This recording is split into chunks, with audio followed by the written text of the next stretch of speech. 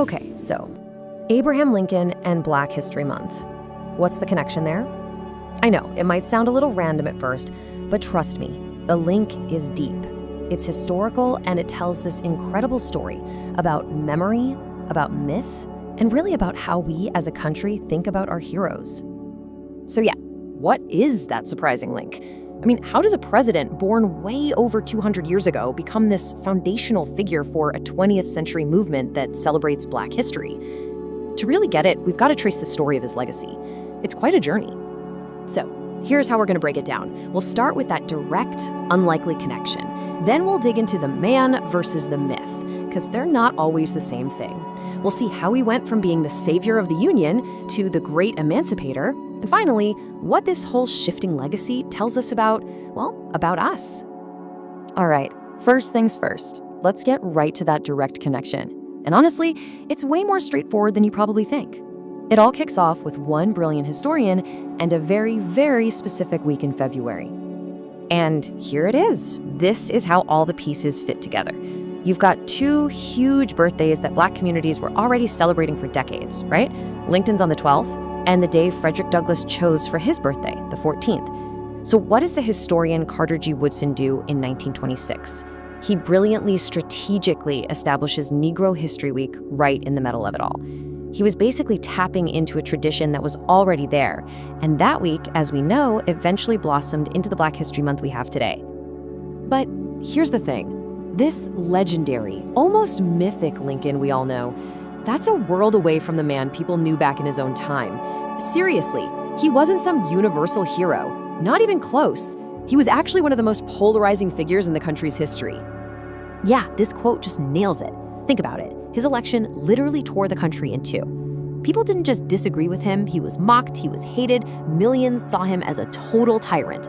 Nothing about his legacy was a sure thing. The whole journey from that incredibly divisive president to the icon on the penny, well, that really only started after he was killed. So after his assassination, which was just this massive shock to the system, the country was completely broken and desperate to heal. And it's right there, in that moment of crisis, that the first version of the Lincoln myth starts to take shape. And it was a myth with a very clear purpose for a nation on the brink. Okay, so this really lays out the two big stories that were told about Lincoln. Let's look at that first one, on the left, the savior of the Union. For almost 100 years, this was the main way people thought of him. The whole focus, as you can see, was national unity. It was a story designed to bring the white North and South back together. And in that version of the story, his role in ending slavery, yeah, that was kind of pushed to the side. And make no mistake, this myth didn't just happen. It was built, piece by piece, very intentionally. His legacy was, and this is a quote from a historian, sanitized of polarizing racial policies. The goal was to create a figure that white America could unite behind.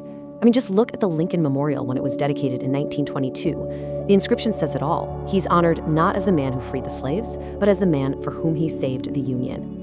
But then things started to change.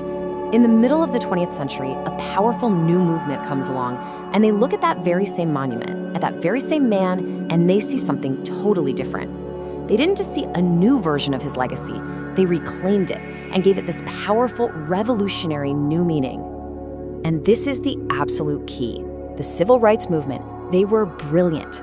They took Lincoln's image and completely repurposed it. They literally stood at his memorial, using his own words about freedom and equality to challenge America to be better, to live up to its promises. They forced the whole country to look at that other part of his story, the part that had been conveniently ignored. And wow, did it work? The success of this shift is just staggering. I mean, look at this. Today, 2/3 of Americans, 66%, say his greatest achievement was freeing the slaves. And the old Save the Union story, less than 10%. The great emancipator hasn't just become popular, it has almost totally replaced the old narrative in our minds. But okay, here's a little twist, a little historical nuance for you. The way we see him today as this great moral crusader is a bit different from how he talked about it at the time. When Lincoln first issued the Emancipation Proclamation, he framed it as a military necessity, not this grand moral act, but a practical, strategic move to help win the war.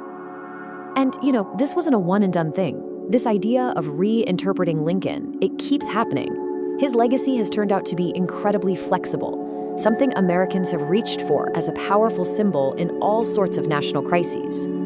Just think about it. During the Great Depression, he was the ultimate self-made man, the guy from the log cabin who proved anyone could make it. Then comes World War II, and suddenly he's the symbol of democracy fighting against tyranny. And then, like we just saw, the Civil Rights era recasts him as the great emancipator. It's like in every major crisis, America finds the version of the Lincoln story that it needs most at that exact moment. So where does that leave us? What does all this mean? Well, the story of Lincoln's memory, it's not really just about him anymore, is it? It's about us. It's like holding up a mirror to the country, and in it, you can see all of America's changing values and its biggest struggles over the years. And that's really the big idea here. His legacy isn't some dusty old thing carved in stone. No, it's a living, breathing story. And each new generation grabs it and retells it in a way that helps them figure out their own time, their own problems, their own hopes. This is the brief Get right on down USA to it. Infinity. How we remember Lincoln says everything about what we care about right now. Is he the savior? Is he the emancipator? It all depends on what the country needs him to be. His memory has become this cultural battleground where we're really arguing about what America is and what it should be. And that brings us to one last big question. If Lincoln's memory really is a mirror, what does it show us about America today, right now? Our view of him is more complex, more contested, and probably more scrutinized than ever before. So, what does that reflection tell us about ourselves? Something to chew on. Thanks for watching. They make it really clear that if a video blew your mind or maybe just hit close to home, you shouldn't just scroll past. That feeling, that's your cue to hit subscribe and officially join the community. It's about making sure they can keep uncovering these incredible stories all across the states. Thanks for watching, and we'll see you in the next one.